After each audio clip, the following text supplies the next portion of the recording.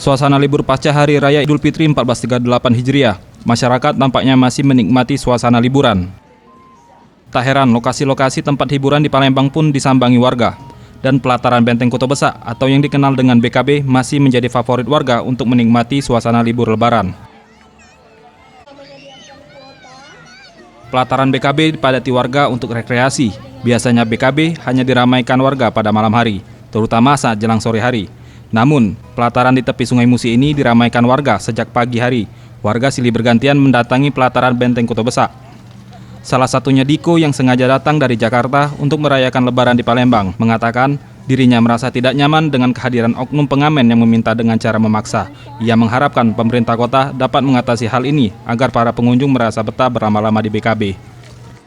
Ya, lumayan ini sih bikin nggak nyaman aja gitu. Apalagi kan juga ngamennya tadi sampai nyerang gitu. Udah diinggahin masih tetap nekat. Bagusnya mas gimana mas? Harusnya? Ya paling nggak pengelola inilah bisa ngatur pengamen-pengamen lah, diakomodir supaya nggak ganggu kenyamanan pengunjung. Gitu.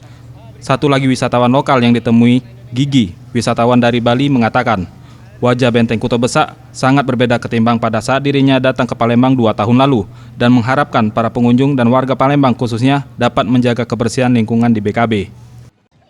Dibandingin 2 tahun yang lalu, ini kita sempat kesini, itu kebetulan jalan di sini tuh masih kebuka untuk kendaraan umum. Jadi agak semrawut kalau dibandingin sekarang, kita udah ngeliat udah nggak ada kendaraan lagi, itu udah ada kemajuan. Jadi benar-benar kelihatan seperti taman kota, jadi rapi sekarang, bagus. Tim Liputan Sriwijaya TV.